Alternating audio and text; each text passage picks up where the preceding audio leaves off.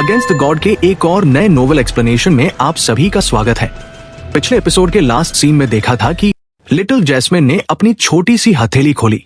वहां एक साधारण सा काला पत्थर रखा था, प्रोफाउंड इमेजरी स्टोन। उसने पत्थर दबाया और एक वीडियो प्रोजेक्शन हवा में चलने लगा। वीडियो में ब्लैक सोल डिवाइन सेक्ट का मेन हॉल दिख रहा था और वहां वू गुइके, वू चेंग्यान, ले कियानफेंग और श्याओ किंगटो मौजूद थे। ये वीडियो उसी मीटिंग का था जो अभी थोड़ी देर पहले हुई थी। वीडियो में वू गुइके की आवाज गूंजी, रॉयल वुड स्पिरिट का क्या हुआ? मेरे पिता बहुत नाराज हैं। ले कियानफेंग की आवाज आई, हमने उसे पकड़ा था लेकिन लिंग यून ले गया। फिर वू गुइके की आवाज, पिछले कुछ सालों में तुम्हारे वुड स्पिरिट ऑर्ब्स और इंक्यूबेटर्स गुलाम कम होते जा रहे हैं। वीडियो देखते ही वू गुइके की रूह काम गई। उसका चेहरा सफेद पड़ गया। वुड स्पिरिट्स को मारना और उनका व्यापार करना पूरे गॉड रियल्म में गैर कानूनी था। यह नियम एटर्नल हेवन रियल्म और बाकी किंग रियल्म्स ने मिलकर बनाया था। अगर यह वीडियो लीक हो गया तो सिर्फ बदनामी नहीं होगी, बल्कि डिवाइन मार्शल रियल्म पर सैंक्शंस लगेंगे और उन्हें सजा मिलेगी। अब आगे और सबसे डरावनी बात, यह वीडियो उस लड़की के पास था। वो चेंग्यान ने डर के मारे चिल्लाया, तुम कौन हो? हमें ब्लैकमेल क्यों कर रही हो? लिटिल जैस्मिन का चेहरा एकदम से बदल गया।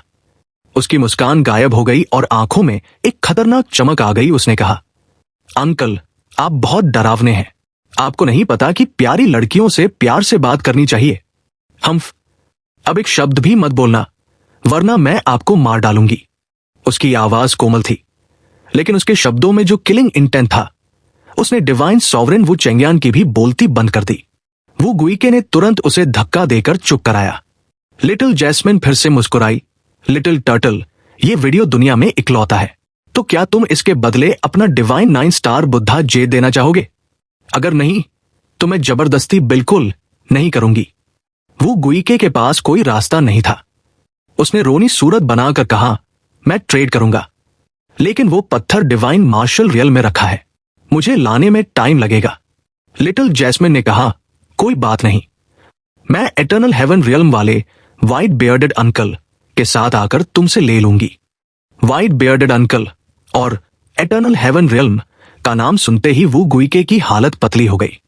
अगर वो वहां पहुंच गई तो उसका खेल खत्म। उसने तुरंत अपनी बात बदली, अरे याद आया, मैं तो उसे अपने साथ ही लाया था। कांपते हाथों से उसने एक सफेद चमकता हुआ पत्थर निकाला, divine 9 star Buddha jade. Little Jasmine की आंखें चमक उठीं। उसने तुरंत पत्थर ले लिया और बदले में वो वीडियो वाला पत्थर वू गुइके को दे दिया। वू गुइके ने उस वीडियो पत्थर को तुरंत पीसकर राख कर दिया और जबरदस्ती मुस्कुराते हुए कहा, thank you your highness. Little Jasmine ने पत्थर रखते हुए अपनी मासूमियत से कहा, अरे वाह, मुझे लगा था तुम नहीं मानोगे। वैसे मेरे पास एक और वीडियो है। लिटिल टर्टल, क्या तुम फिर से ट्रेड करना चाहोगे? ही। वो गुइके का दिल रुक गया। योर हाइनेस, आप। लिटिल जैस्मिन की आंखों में शैतानी चमक थी। उसने अपनी दूसरी मुट्ठी खोली, जहां एक और प्रोफाउंड इमेजरी स्टोन था। ये वाला वीडियो पिछले वाले जैसा नहीं है, हालांकि ये भी बहुत गंदा, डिसगस्टिंग। कल रात मैं बाहर खेल रही थी, तभी मैंने देखा कि एक नंगा लिटिल टर्टल, वू गुइके और एक आंट श्याओ किंगटोंग एक दूसरे को गले लगा रहे थे और अजीब अजीब हरकतें कर रहे थे। मुझे बहुत घिन आई, लेकिन मैंने रिकॉर्ड कर लिया। क्या तुम सब देखना चाहोगे? सन्नाटा छा गया। वू गुइके और ले कियानफेंग दोनों की आंखें फटी की फटी रह गई। लिटिल जैस्मिन ने अभी अभी वू गुइके और उसकी सगी आंट श्याओ किंगटोंग के अफेयर का वीडियो होने का दावा किया था। वू गुइके का चेहरा सुअर के जिगर जैसा लाल हो चुका था। ब्लैक सोल डिवाइन सेक्ट के लोग भी सुन्न होकर खड़े थे। उन्हें समझ नहीं आ रहा था कि क्या करें। ले कियानफेंग को लगा जैसे उस पर बिजली गिर गई हो। पहले उसे लगा कि ये कोई झूठ है, लेकिन वू गुइके का रिएक्शन देखकर उसका सारा शक यकीन में बदल गया। उसने कांपते हुए हाथ से वू गुइके की तरफ इशारा किया और टूटी हुई आवाज में पूछा, गुइके, क्या ये सच है? वू गुइके बुरी तरह डर गया था। उसे इस बात का डर नहीं था कि उसके अंकल को पता चल गया, बल्कि उसे डर था कि अगर ये खबर बाहर फैल गई तो क्या होगा। सगी आंट के साथ अफेयर, ये वुड स्पिरिट्स के मामले से भी ज्यादा भयानक पाप था। समाज में उसकी थू थू हो जाएगी। लेकिन गिल्ट की जगह वू गुइके को गुस्सा आ गया। वो अचानक पलटा और लेई कियानफेंग को घूरते हुए चिल्लाया, हाँ तो क्या हुआ? तुम्हें पता होना चाहिए कि मेरा और आन का रिश्ता पिछले 10 सालों से चल रहा है, वरना तुम्हें क्या लगता है मैं हर साल इस कचरा जगह पर क्यों आता हूं? लेई कियानफेंग कांपने लगा। तुम जानवर हो, वो तुम्हारी आंट है। वो गुइके ने ताना मारा। लेई कियानफेंग, तुम खुद क्या हो ये तुम्हें पता है? मेरी आंट इतनी सुंदर है और उन्हें तुम्हारे जैसे बूढ़े कचरे के साथ रहना पड़ता है। मुझे तो उन्हें देखकर तरस आता है। अगर तुम में थोड़ी भी अक्ल है तो चुपचाप रहो और मेरे अंकल बने रहो, वरना पूरी दुनिया तुम्हें ककोल्डेड ओल्ड मैन कहेगी। लेई कियानफेंग का गुस्सा 7वें आसमान पर पहुंच गया। तुम जानवर, वो पागलों की तरह वू गुइके पर झपटा। लेकिन तभी एक परछाई वू गुइके के सामने आ गई। ये वू चेंग्यान था। डिवाइन सॉवरेन की पावर के सामने लेई कियानफेंग कुछ भी नहीं था। वो एक अदृश्य दीवार से टकराया और दूर जाकर गिरा। PFFT। उसके मुंह से खून का फव्वारा छूट गया। वो जमीन पर बैठा रहा, उसकी आत्मा जैसे मर चुकी थी। वो बस बड़बड़ा रहा था, जानवर, कुल्टा जानवर। ब्लैक सोल सेक्ट के लोग डरे सहमे खड़े थे। उन्हें पता था कि वू गुइके कभी अपने अंकल की इज्जत नहीं करता था, लेकिन यह मामला तो उनकी सोच से भी परे था। 10 साल से यह सब चल रहा था। अगर यह बात बाहर निकली तो क्या होगा, यह सोचकर ही उनकी रूह कांप रही थी। तभी लिटिल जैस्मिन ने मासूमियत से पलके झपकाई और खिलखिलाकर हंसने लगी। अरे, सब लोग इतना चिल्ला क्यों रहे हैं? कितना मजा आ रहा है। अगर मैं ये वीडियो दूसरों को दिखाऊं तो क्या उन्हें भी इतना ही मजा आएगा? वो गुइके का दिल रुक गया। वो तुरंत लिटिल जैस्मिन की तरफ मुड़ा और गिड़गिड़ाने लगा, रुकिए रुकिए योर हाइनेस, वो वीडियो मैं खरीदना चाहता हूं। आप जो मांगेंगी वो दूंगा, बस। उसने कांपते हुए हाथों से एक और पत्थर निकाला। ये एक ग्रे कलर का अजीब सा पत्थर था, void illusion stone. Little Jasmine की आंखें चमक उठीं। Void illusion stone, wow little turtle, तुम्हारे पास तो कमाल की चीजें हैं। वो चेंग्यान चिल्लाया, यंग मास्टर, नहीं, ये कभी नहीं। लेकिन वो गुइके के पास कोई रास्ता नहीं था। ये पत्थर उसे उसके बाप ने 36वें जन्मदिन पर दिया था। ये स्पेस में कहीं भी भागने की शक्ति देता था। इसे एक्स्ट्रा लाइफ कहा जाता था। लेकिन वीडियो ज्यादा खतरनाक था। उसने दिल पर पत्थर रखकर कहा, योर हाइनेस, ये मेरी तरफ से छोटा सा तोहफा है। लिटिल जैस्मिन खुश हो गई। उसने वीडियो वाला पत्थर वू गुइके को दिया और वॉइड इल्यूजन स्टोन अपनी जेब में रख लिया। वू गुइके ने तुरंत उस वीडियो पत्थर को पीसकर राख कर दिया। उसने अपने 2 सबसे कीमती खजाने डिवाइन 9 स्टार बुद्धा जेड और वॉइड इल्यूजन स्टोन खो दिए थे, और बदले में उसे बस 2 फालतू वीडियो मिले थे। वो अंदर से रो रहा था पर बाहर से मुस्कुरा रहा था। लिटिल जैस्मिन ने पूछा, और कुछ चाहिए? वो गुइके ने डरते हुए कहा, नहीं योर हाइनेस। तभी लिटिल जैस्मिन का मूड बदल गया। उसने लेई कियानफेंग और उसके साथियों की तरफ देखा और गुस्से में बोली, हम्फ, इन बुरे लोगों ने लिंग यून को तंग किया। मुझे बहुत गुस्सा आ रहा है। इससे पहले कि कोई कुछ समझ पाता, लिटिल जैस्मिन ने अपना हाथ उठाया।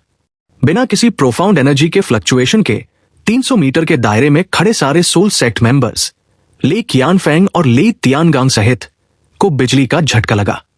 बैम, एक धमाके की आवाज आई। दरकिया रियल्म का इकलौता ग्रेट रियल्म किंग ले कियानफेंग अब एक कचरा बन चुका था। उसकी सारी प्रोफाउंड वेन्स चकनाचूर हो गई थी। हजारों सालों की कल्टिवेशन एक पल में खत्म हो गई। बाकी एल्डर्स का भी यही हाल था। सब जमीन पर गिरकर तड़प रहे थे। ले कियानफेंग की हालत सबसे बुरी थी। बेटे मर गए, इज्जत गई, बीवी का अफेयर भतीजे के साथ निकला, और अब वो खुद एक क्रिपल बन चुका था। उसकी आंखों में सिर्फ निराशा थी। लिटिल जैस्मिन ने हाथ झाड़ते हुए कहा, देखा मेरी पावर? फिर वो गुइके की तरफ मुड़ी। तुम्हें पता है, लिंग यून ने मेरी जान बचाई थी, तो वो मेरा बेनिफैक्टर हुआ ना? वो गुइके ने डरते हुए कहा, जी हां, बिल्कुल। लिटिल जैस्मिन ने कहा, तो इन लोगों ने मेरे बेनिफैक्टर को तंग किया, इसलिए मैंने इन्हें सजा दी। अरे रुको, तुम दोनों भी तो इनके साथ आए थे लिंग यून को ढूंढने, है ना? वो गुइके के रोंगटे खड़े हो गए। उसने तुरंत कहा, नहीं नहीं नहीं, ये लोग मरने लायक हैं। और लिंग यून, हम तो इस नाम को जानते भी नहीं। हम आज ही दरकिया रियल्म छोड़ देंगे और कभी वापस नहीं आएंगे। लिटिल जैस्मिन मुस्कुराई, अच्छा तो ठीक है, बाय बाय। वो गुइके ने राहत की सांस ली और मुड़कर जाने लगा। लेकिन तभी लिटिल जैस्मिन रुक गई। उसने उंगली होठों पर रखी और सोचने लगी, अभी भी बहुत सारे लोग हैं और वो लिंग यून बहुत बड़ा इडियट है। अगर उफ, लेकिन मैं ऐसे ही लोगों को मार नहीं सकती, वरना बिग सिस्टर डांटेंगी। क्या करूं? लिटिल जैस्मिन हवा में उड़ी और अपने हाथ फैलाए। एक भयानक प्रोफाउंड एनर्जी निकली जिसने वू गुइके और वू चेंगियान को दूर फेंक दिया। आसमान में एक नीला तारा, ब्लू स्टार, चमकने लगा। वो बड़ा होता गया और उसकी रोशनी ने पूरे सोल सेट को ढक लिया। फिर वो तारा टूटकर हजारों छोटे तारों में बदल गया और एक विशाल स्टार अरे बन गया। सोल सेट के 8 करोड़ 80 मिलियन लोग, डिसाइपल से लेकर एल्डर्स तक, सबकी प्रोफाउंड एनर्जी खिंचकर उस अरे में जाने लगी। चीख पुकार मच गई। लिटिल जैस्मिन का चेहरा अब बच्ची जैसा नहीं था, बल्कि एक देवी जैसा शांत और गंभीर था। दूर खड़े वू चेंगियान ने कांपते हुए देखा। डिवाइन, डिवाइन मास्टर पावर, उसने बड़बड़ाया। Starfall remnant light formation. उसे अब समझ आ गया था कि वू गुइके इस लड़की के सामने इतना क्यों झुक रहा था। उसके दिमाग में एक नाम आया जिससे उसका चेहरा सफेद पड़ गया। ये स्टार गॉड है। सोल सेक्ट के मेन सेक्ट के ऊपर अनगिनत प्रोफाउंड एनर्जी की धाराएं ऊपर की ओर उठ रही थी और एक विशाल टॉरेंट बनकर स्टारफॉल रेमनेंट लाइट फॉर्मेशन में समा रही थी।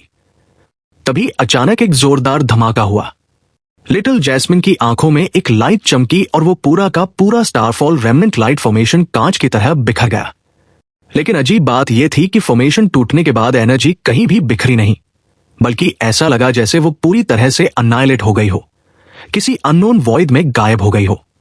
सीन ये था कि सोल सेक्ट के सभी मेंबर्स की प्रोफाउंड स्ट्रेंथ पूरी तरह से निचोड़ ली गई थी। ये एक ऐसी हालत थी जिससे रिकवर करना इम्पॉसिबल था। कोई भी इससे बच नहीं पाया था। लिटिल जैस्मिन ने अपने बाल ठीक किए और उसकी आंखों की लाइट वापस पेल ब्लू हो गई। उसने दूर देखा और हंसते हुए कहा, यह अच्छा है, मैं सच में बहुत स्मार्ट हूं। Time to play. इसके बाद वो ऐसे वहां से हॉपिंग और स्किपिंग करती हुई निकली जैसे उसने कुछ बहुत ही नॉर्मल काम किया हो। दूर खड़े वू चेंगियान को संभलने में काफी वक्त लगा। उसके पीछे वू गुइके खड़ा था जिसका शरीर डर के मारे जेली जैसा हो गया था। वो उस भयानक सप्रेशन को झेल नहीं पा रहा था। वू चेंगियान ने कांपते हुए कहा, यंग मास्टर, वो तो उस लड़की की उम्र, उसके फीचर्स, वो कलरफुल ड्रेस और वो स्टारफॉल रेमनेंट लाइट फॉर्मेशन। वू चेंगियान को अपनी यादों में एक बहुत ही भयानक नाम याद आया जिससे उसकी सोल कांप उठी। वू गुइके ने वू चेंगियान का सहारा लेकर खुद को खड़ा किया। उसने सामने देखा जहां ली कियान फेंग और उसका ग्रुप डर के मारे सन्न खड़ा था। वू गुइके ने धीरे से एक ऑर्डर दिया, इन्हें चुप करा दो। वू चेंगियान ने अपना हाथ उठाया। प्रोफाउंड लाइट रिलीज हुई और पलक झपकते ही लेई कियान फेंग और उसके पूरे ग्रुप के शरीर में एक सिहरन दौड़ गई। बाहर से कोई चोट नहीं दिखी, लेकिन वो सब अपनी जान गंवा चुके थे। वो चेंगियान एक डिवाइन सॉवरेन था। उसके लिए इन लोगों को मारना हाथ घुमाने जितना आसान था, खासकर तब जब उनकी प्रोफाउंड स्ट्रेंथ पहले ही क्रिपल हो चुकी थी। लिटिल जैस्मिन ने महसूस किया कि वो चेंगियान और वू गुइके का ऑरा वहां से गायब हो गया है। मतलब वो लोग डर के मारे भाग गए थे। लिटिल जैस्मिन ने अपनी भौहें उठाई। उसके छोटे हाथों में 2 प्रोफाउंड इमेजरी स्टोन्स थे। उसके चेहरे पर एक बहुत ही डीवियस ग्रिन आ गई। दूसरी तरफ ब्लैक फेदर मर्चेंट गिल्ड में यूनचे को पता था कि उसकी करंट स्ट्रेंथ बहुत कमजोर है और उसके पास कोई स्ट्रॉन्ग बैकिंग नहीं है। प्रोफाउंड गॉड कन्वेंशन से पहले 9 स्टार डिवाइन बुद्धा जेड और इमोर्टल एम्परर ग्रास ढूंढना लगभग इम्पॉसिबल काम था। उसके पास सिर्फ एक ही रास्ता था कि वो इन 2 सालों में ट्रेन करे और डिवाइन ट्रिब्यूलेशन रियल्म तक पहुंचे। हालांकि उम्मीद बहुत कम थी। जी रुयान ने उसके लिए एक आइसोलेटेड ट्रेनिंग रूम का इंतजाम किया था। यहां बहुत शांति थी, लेकिन यूनचे का मन शांत नहीं था। यूनचे जब मू बिंगयुन के साथ गॉड रियल्म आया था तो उसका सिर्फ एक ही मकसद था, जैस्मिन से दोबारा मिलना। मू शुआनियन, जो उसकी दूसरी मास्टर थी, उसने यूनचे को बचाने के लिए बहुत कुछ किया था। यूनचे का दिल ग्रैटिट्यूड से भरा था, लेकिन वो उनका कर्ज नहीं चुका पाया, बस वहां से भाग आया। उसे डर लग रहा था कि अगर वो दोबारा उनके सामने गया तो क्या होगा। जब भी उसे उनकी आवाज याद आती, उसे चिंता होती कि क्या उनकी इंजरीज ठीक हुई होंगी या नहीं। और हेलेन, जो उसकी बाहों में मरा था, उनकी दोस्ती छोटी थी, लेकिन उसकी मौत और आखिरी आंसू यूनचे की अंतरात्मा पर भारी बोझ थे। वो जैस्मिन को ढूंढना चाहता था, हेलेन की बहन को ढूंढना चाहता था, और स्नो सॉन्ग रियल्म जाकर मुंह शुआनियन से माफी मांगना चाहता था। यूनचे ने एक गहरी सांस ली और ऊपर देखा। वो पूरे दिन शांत बैठा रहा था, लेकिन उसकी आंखों में अभी भी टर्मोइल था। वो बड़बड़ाया, जैस्मिन, मैं कैसे? तभी बाहर से एक आवाज आई, सर लिंग यून, क्या मैं अंदर आ सकती हूं? ये जी रुयान थी। यूनचे ने दरवाजा खोला और देखा कि जी रुयान खुशी से लाल हो रही थी। उसने पूछा, मिस रुयान, क्या हुआ? जी रुयान ने हांफते हुए कहा, सोल सेक्ट। सोल सेक्ट पूरी तरह खत्म हो गया। यूनचे हैरान हो गया, तुम क्या कह रही हो? जी रुयान ने बताया, हमें अभी खबर मिली है, सोल सेक्ट में कुछ बहुत अजीब हुआ। एक बड़ी ब्लू लाइट ने पूरे सेक्ट को घेर लिया और उसके बाद वहां मौजूद हर किसी की, डिसाइपल्स से लेकर एल्डर्स तक, सबकी प्रोफाउंड स्ट्रेंथ 10 सांसों के अंदर क्रिपल हो गई। यूनचे हैरान रह गया। उसने पूछा, यह कैसे हो सकता है? जी रुयान ने कहा कि उसने और उसके पिता ने खुद जाकर चेक किया है और उन्होंने ब्लैक सोल माउंटेन के सामने ली कियानफेंग की लाश भी देखी है। यूनचे ने पूछा, तो डिवाइन मार्शल रियल्म के लोगों का क्या हुआ? जी रुयान ने बताया कि वो लोग वहां नहीं थे, शायद पहले ही निकल गए थे। जी रुयान की आंखें चमक रही थी। ऐसा सिर्फ डिवाइन मार्शल रियल्म का ग्रेट रियल्म किंग ही कर सकता है। शायद रॉयल वुड स्पिरिट के हाथ से निकल जाने के गुस्से में उसने ये किया। वुड स्पिरिट्स का होना डिवाइन मार्शल रियल्म किंग जैसे लोगों के लिए बहुत फायदेमंद होता है। उसे खोने का गुस्सा नॉर्मल नहीं होगा। यूनचे को यह बात अजीब नहीं लगी। उसे याद था कि हेलिन के पेरेंट्स को मारने वाला ईस्टर्न डिवाइन रीजन का सबसे बड़ा एग्जिस्टेंस था, ब्रह्मा मोनार्क गॉड रियल्म। जब किंग रियल्म्स ऐसे हो सकते हैं, तो डिवाइन मार्शल रियल्म क्यों नहीं? हेलिन का वुड स्पिरिट और मिलने के बाद यूनचे को समझ आ गया था कि लोग इनके पीछे क्यों पागल रहते हैं। जी रुयान ने आगे कहा, डिवाइन मार्शल रियल्म और सोल सेक्ट का रिश्ता सिर्फ दिखावे का है। किंग के गुस्से में सोल सेक्ट को मिटाना बड़ी बात नहीं है। इतने कम टाइम में इतने लोगों को क्रिपल करना, यह सिर्फ डिवाइन मार्शल रियल्म ही कर सकता है। जी रुयान बहुत एक्साइटेड हो रही थी। यह सिर्फ सोल सेक्ट के खत्म होने की बात नहीं थी, बल्कि ब्लैक फेदर मर्चेंट गिल्ड की आजादी की बात थी जो हजारों सालों से दबा हुआ था। उसने कहा, सर लिंग यून, यह सब आपकी वजह से हुआ है। अगर आप वो छोटा वुड स्पिरिट नहीं बचाते, तो आज हम आजाद नहीं होते। हम हमेशा आपके आभारी रहेंगे। यूनचे ने इस पर कोई रिएक्शन नहीं दिया। वो सोच रहा था कि 8 मिलियन लोगों की प्रोफाउंड स्ट्रेंथ को एक साथ क्रिपल करना उन्हें जान से मारने से कहीं ज्यादा मुश्किल है। अगर डिवाइन मार्शल रियल्म किंग इतना गुस्से में था, तो उसने सबको मारा क्यों नहीं? सिर्फ कल्टिवेशन क्यों क्रिपल की? जी रुयान ने अपना लॉजिक दिया। शायद वो बहुत एक्सट्रीम नहीं होना चाहते थे, क्योंकि ली कियानफेंग की बहन किंग की कंक्यूबाइन है। यूनचे ने पूछा, तो फिर ली कियानफेंग को क्यों मारा गया? वहां वू गुई के भी तो आया था। जी रुयान के पास इसका कोई पक्का जवाब नहीं था, लेकिन उसे लगा कि शायद यही उनका प्लान था। यूनचे का ली कियानफेंग के लिए हेट्रेड बहुत गहरा था। उसने उसे मारने के लिए बहुत मेहनत की थी, लेकिन अब रिजल्ट कुछ और ही आया था। उसे खुशी कम और डाउट्स ज्यादा हो रहे थे। यूनचे ने पूछा, अभी सोल सेक्ट का क्या हाल है? जी रुयान ने बताया कि वहां कोई भी जाने की हिम्मत नहीं कर रहा है। यूनचे ने कहा, मेन सेक्ट खत्म हो चुका है। मुझे सोल सेक्ट से अब कोई मतलब नहीं है, लेकिन मुझे ली कियानफेंग की लाश चाहिए। जी रुयान ने तुरंत हाँ कर दी और अपने पिता को मैसेज भेज दिया कि लाश के पास किसी को न जाने दे। ब्लैक सोल माउंटेन रेंज के पास पहुंचकर माहौल एकदम अलग था। पहले वाला डेंजर और सप्रेशन गायब था। अब वहां सिर्फ दुख और होपलेसनेस थी। जो कभी दरकिया रियल्म के ओवरलॉर्ड्स थे, अब वो इनवैलिड बन चुके थे।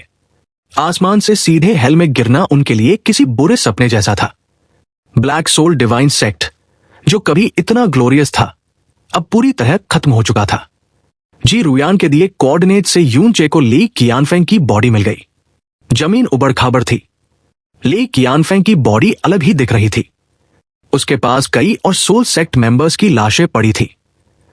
यूनचे नीचे उतरा और ठंडी निगाहों से ली कियानफेंग को देखा। दरक्या ग्रेट रियल्म किंग, जिसने यून चे को ऑलमोस्ट मार ही दिया था, उसकी मौत बहुत बुरी हुई थी। उसकी आंखें खुली थी, जिनमें रिग्रेट्स भरे थे। मरने से पहले ही उसकी आत्मा मर चुकी थी। यून चे ने चिल्लाया, लेई कियानफेंग, अब उन मासूम वुड स्पिरिट्स को जवाब देने का वक्त आ गया है। यून चे ने लेई कियानफेंग की लाश को उठाया। तभी डिंग की आवाज आई। एक पर्पल डायमेंशनल रिंग नीचे गिर गई। ये लेई कियानफेंग की रिंग थी। यून चे ने रिंग उठाई और चेक किया। वो शॉक रह गया। दरक्या रियल्म किंग की रिंग में सिर्फ 4 पत्थर थे। 2 ऑर्डिनरी प्रोफाउंड इमेजरी स्टोन्स, एक ड्रैगन आई फ्रूट जितना छोटा पत्थर जिससे स्ट्रेंज लाइट निकल रही थी, और एक बड़ा ग्रेश व्हाइट पत्थर जो एकदम साधारण लग रहा था। यून चे हैरान था कि लेई कियानफेंग जैसा अमीर आदमी अपनी रिंग में सिर्फ ये 4 चीजें क्यों रखेगा। उसने पहले ग्रेश व्हाइट पत्थर को उठाया और अपनी प्रोफाउंड एनर्जी अंदर डाली, लेकिन एनर्जी तुरंत कट हो गई। यून चे समझ गया कि ये कोई साधारण पत्थर नहीं है। उसने उसे रख लिया। फिर उसने उस चमकते हुए जेड स्टोन को उठाया।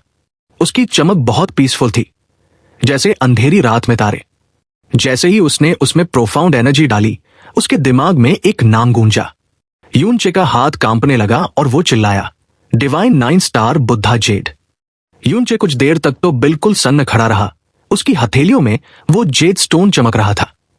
उसे अपनी आंखों पर भरोसा ही नहीं हो रहा था, क्योंकि ये कोई मामूली पत्थर नहीं, बल्कि डिवाइन 9 स्टार बुद्धा जेड था। ये वही चीज थी जिसे पाने के लिए उसने लेई कियानफेंग से इतनी सारी जबरन वसूली की थी। पर उसे उम्मीद नहीं थी कि ये सच में उसे मिल जाएगा। ऐसा लग रहा था मानो ये सीधा हेवन से उसकी गोद में गिरा हो। लेई कियानफेंग तो बस एक लोअर रियल्म किंग था। उसके पास इतना बड़ा ट्रेजर कैसे आया, ये सोचना भी अजीब था। लेकिन अब जब वो मर चुका था, तो ये खजाना यून चे का हो गया था। यून चे की खुशी का कोई ठिकाना नहीं था। वो हंसना चाहता था, पर शौक की वजह से उसके चेहरे पर बस एक अजीब सी ग्रिन थी। लेई कियानफेंग की लाश अब उसे उतनी बुरी नहीं लग रही थी, बल्कि उसे लग रहा था कि मरने के बाद इस बंदे ने एक बहुत बड़ा पुण्य का काम किया है।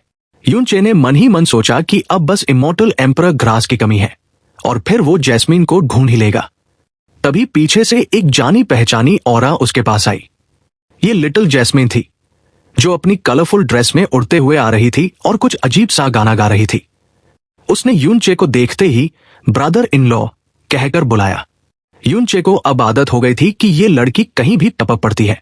लिटिल जैस्मीन ने आते ही शिकायत करना शुरू कर दिया कि यून चे उसे छोड़कर गायब हो गया था। तभी उसकी नजर यून चे के हाथ पर पड़ी और वो उछल पड़ी। अरे वाह, ये क्या चमक रहा है। पर जब उसने देखा कि वो सिर्फ प्रोफाउंड इमेजरी स्टोन है, तो वो निराश हो गई। उसे लगा कोई खिलौना होगा। लेकिन यून चे जानता था कि लेई कियानफेंग ने इन पत्थरों को डिवाइन 9 स्टार बुद्धा जेड के साथ रखा था। मतलब इनमें कुछ बहुत इंपॉर्टेंट राज छिपे थे। यून चे ने पहला प्रोफाउंड इमेजरी स्टोन एक्टिवेट किया। उसमें लेई कियानफेंग, उसकी पत्नी शियाओ किंगटोंग और ग्रेट रियल्म किंग का बेटा वू गुई के दिखाई दे रहे थे। वू गुई के अपने पिता और चाचा से किसी रॉयल वुड स्पिरिट और संसाधनों की चोरी के बारे में बात कर रहा था। ये एक बहुत बड़ा सबूत था कि डिवाइन मार्शल रियल्म के लोग करप्शन में डूबे हुए हैं। यून चे की आंखें चमक उठीं, क्योंकि ये रिकॉर्डिंग किसी भी रियल्म किंग की इज्जत मिट्टी में मिलाने के लिए काफी थी। लिटिल जैस्मीन को यह सब बोरिंग लगा, पर यून चे ने तुरंत दूसरा पत्थर उठाया। जैसे ही इमेजेस शुरू हुई, वहां से कुछ अजीब आवाजें आने लगी। ये रात का समय था और वीडियो में वू गुई के अपनी ही चाची यानी शियाओ किंगटोंग के साथ घपाघप कर रहा था, यानी रंगरलियां मना रहा था। ये सीन देखते ही यून चे सन्न रह गया और लिटिल जैस्मीन तो शर्म से लाल हो गई। उसने अपनी आंखें बंद कर ली और चिल्लाई, तुम बहुत बड़े ठरकी हो। छी। यून चे ने हड़बड़ी में पत्थर बंद किया और सफाई देने लगा कि ये उसका नहीं है, उसने बस अभी उठाया है। पर लिटिल जैस्मीन मानने को तैयार नहीं थी। वो उसे बैड गाय और बहुत बड़े ठरकी बोलकर वहां से भागने लगी। यून चे ने कंधे उचकाए और लेई कियानफेंग की लाश को उठाकर वहां से उड़ चला। लिटिल जैस्मीन, जो अभी उसे गाली दे रही थी, वापस उसके पीछे पीछे चलने लगी, क्योंकि उसके पास जाने के लिए और कोई जगह नहीं थी। यून चे उड़ते हुए दरक्या सिटी के दक्षिण में पहुंचा, जहां कभी वुड स्पिरिट्स का घर हुआ करता था।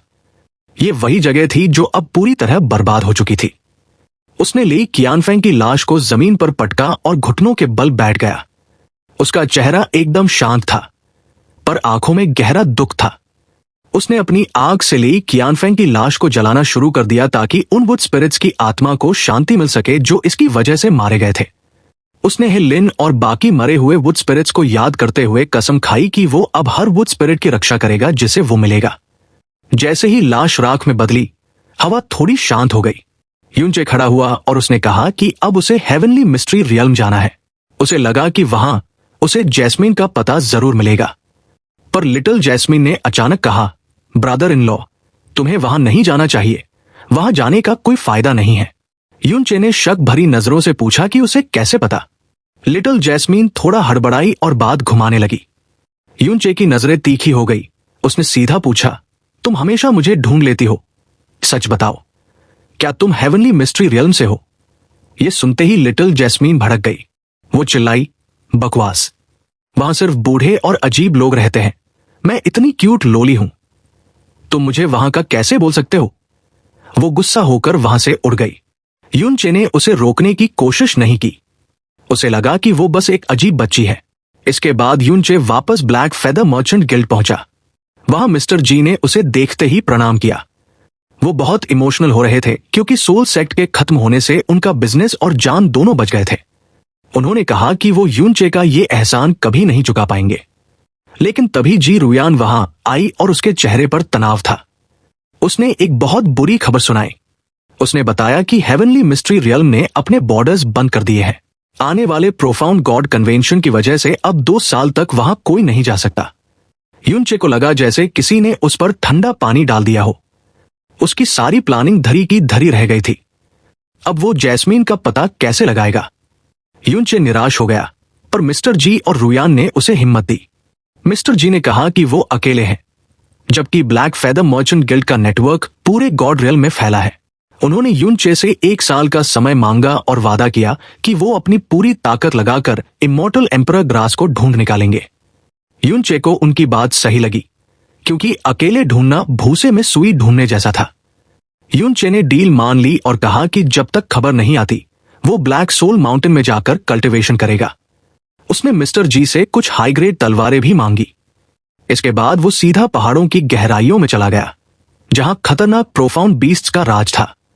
वहां पहुंचकर उसने होंगर को बाहर निकाला और हेवन स्मिटिंग स्वॉर्ड को अपने हाथ में लिया। जैसे ही उसने अपनी ऑरा रिलीज की, आसपास के बीस्ट्स पागल हो गए। एक विशाल बीस्ट ने उस पर हमला किया, पर यूनचे ने पीछे देखे बिना ही अपनी तलवार घुमाई और बीस्ट के परखच्चे उड़ा दिए। खून की महक से और भी बीस्ट्स वहां खिंचे चले आए। यूनचे यही चाहता था।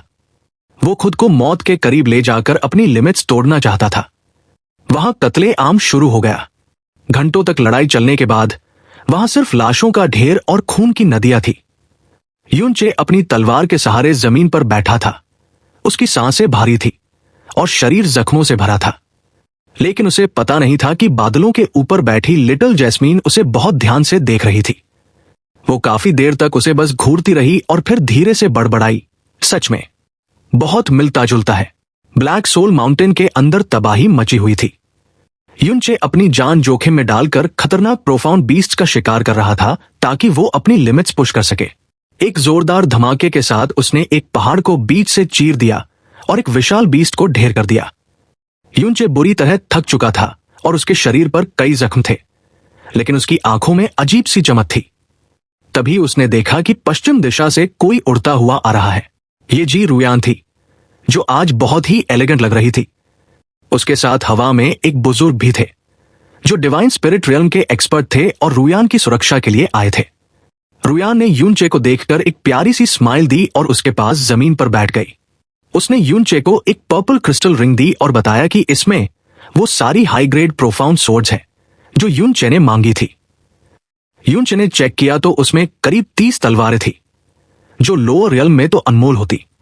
यूनचे का दिल खुश हो गया क्योंकि अब होंगर का पेट भरने का इंतजाम हो गया था और हेवन स्मिटिंग स्वॉर्ड की पावर बढ़ाने का मौका भी मिल गया था। रुयान ने बताया कि सोल सेक्ट के डर से बाकी सेक्ट्स चुप थे, पर अब सोल सेक्ट की हालत खराब होने वाली है। बातों ही बातों में रुयान ने यूनचे के जख्मों को देखा और हैरान होकर पूछा कि वो अपनी जान पर खेलकर इतनी ताकत क्यों पाना चाहता है। यूनचे ने सीधा जवाब दिया कि उसे 2 साल बाद होने वाले प्रोफाउंड गॉड कन्वेंशन में हिस्सा लेना है। रुयान चौंक गई क्योंकि ये गॉड रियल्म के हर यंग कल्टिवेटर का सपना होता है। युनचे ने मौका देखकर उससे किंग रियल्म्स और स्टार गॉड रियल्म के बारे में पूछा।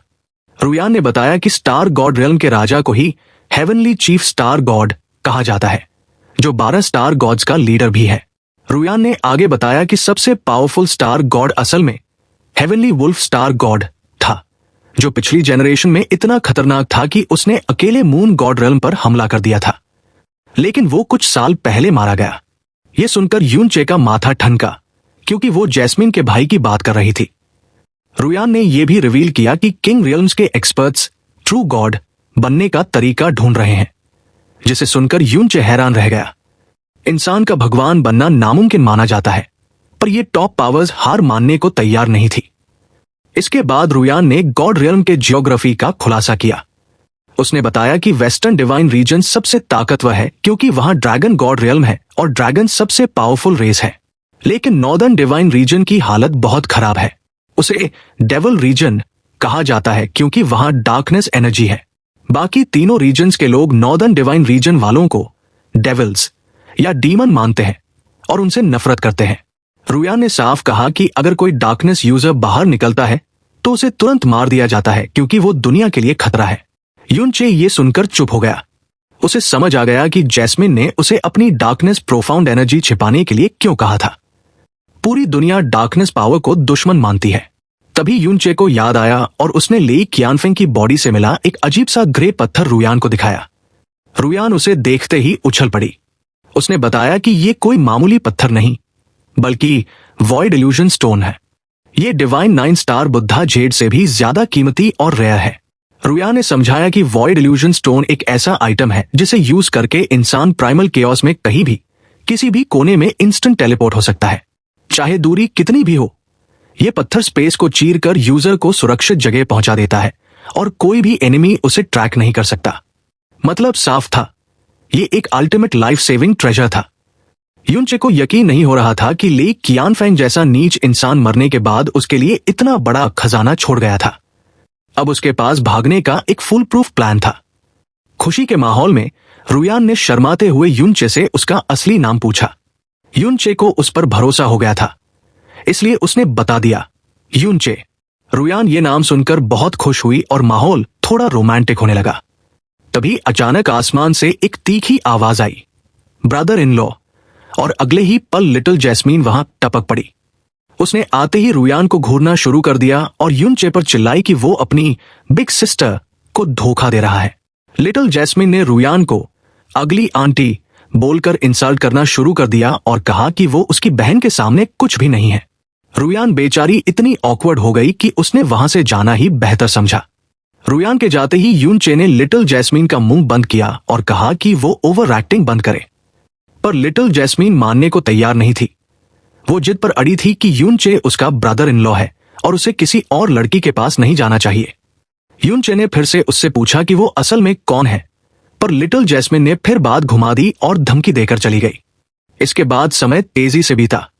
करीब 5 महीने निकल गए। युनचे ब्लैक सोल माउंटेन में ही रहा, पर उसकी कल्टीवेशन में रत्ती भर भी प्रोग्रेस नहीं हुई। उसे रियलाइज हुआ कि डिवाइन वे में आगे बढ़ने के लिए उसे एक मास्टर की गाइडेंस की सख्त जरूरत है। बिना जैस्मीन या मू शुआनियन के वो अटक गया था। वो निराश होकर बैठा था और होंगर मजे से तलवारें चबा रही थी। तभी अचानक उसके साउंड ट्रांसमिशन जेड में हलचल हुई। युनचे ने उसे चेक किया तो उसके होश उड़ गए। ब्लैक फेदर मर्चेंट गिल्ड ने इमॉर्टल एम्परर ग्रास का पता लगा लिया था। युनचे ने बिना एक पल गवाए रुयान से पूछा कि ये जगह आखिर कहां है। रुयान ने बताया कि दरकिया रियल्म के उत्तर में 3 स्टार रियल्म्स हैं जो आपस में जुड़े हुए हैं। उनके बीच एक समुद्र है और वहां एक इल्यूसरी सी आइलैंड है। खबर पक्की थी कि इमॉर्टल एम्परर ग्रास की ऑरा इसी आइलैंड पर मौजूद एक एंशिएंट सीक्रेट रियल्म से आ रही थी। वैसे तो ये ग्रास हमेशा अपर स्टार रियल्म्स में मिलती है, लेकिन इस बार ये एक लोअर स्टार रियल्म में दिखाई दी थी, जो बहुत ही रेयर बात थी। लेकिन पंगा यह था कि इल्यूसरी सी आइलैंड किसी एक राजा का नहीं था, बल्कि उस पर उन तीनों स्टार रियल्म्स के रूलिंग सेक्ट्स का कब्जा था। रुयान ने युनचे को समझाया कि वहां का सीक्रेट रियल्म, जिसे इल्यूसरी सी एंशिएंट रियल्म कहते हैं, बहुत खास है। वहां की लॉज और एनर्जी अभी भी बहुत स्ट्रांग है। हर 50 साल में जब ये खुलता है तो डिसाइपल्स को वहां कई मौके मिलते हैं। पर इस बार मामला अलग था, क्योंकि वहां से एक हाई रैंक ऑरा महसूस हुई थी। रुयान ने चेतावनी दी कि अगर इमॉर्टल एम्परर ग्रास किसी रियल्म किंग के हाथ लग गई तो चाहे वो कितने भी प्रोफाउंड स्टोन्स दे दे, वो इसे खरीद नहीं पाएंगे। राजाओं को पत्थर नहीं, बल्कि उसी टक्कर का ट्रेजर चाहिए होता है जो ब्लैक फेदर मर्चेंट गिल्ड के पास नहीं था। रुयान को लगा कि उम्मीद बहुत कम है, लेकिन यूनचे का दिमाग तो अलग ही दिशा में चल रहा था। उसने तुरंत पूछा, वहां जाने के लिए कोई टेलीपोर्टेशन फॉर्मेशन है या नहीं? रुयान समझ गई कि यूनचे वहां जाने की फिराक में है। उसने उसे रोकने की कोशिश की और कहा कि वहां आउटसाइडर का जाना मना है और अभी वहां सुरक्षा बहुत टाइट होगी। लेकिन यूनचे अपनी बात पर अड़ा रहा। हार मानकर रुयान ने बताया कि दरक्या रियल्म वहां से ज्यादा दूर नहीं है। उसने यूनचे के लिए एक डायमेंशनल फॉर्मेशन तैयार करवा दिया, जिससे वो सी गेजिंग रियल्म पहुंच सके। वहां से उसे उड़कर आइलैंड तक जाना था। वीडियो को लाइक और हाइप कर दो। साथ ही ऐसे ही रेगुलर वीडियोस के लिए आप मेंबरशिप ले सकते हैं। फर्क नहीं पड़ता आप कौन सी मेंबरशिप ले रहे हैं, कम लेवल वाली भी अगर आप मेंबरशिप लेते हैं तो इससे मेरी बहुत हेल्प हो जाएगी। इससे मुझे मोटिवेशन मिलेगा। साथ ही फ्यूचर में ऐसे ही और कमाल के वीडियोस आते रहेंगे। हमें सपोर्ट करने के लिए आप सभी को दिल से शुक्रिया।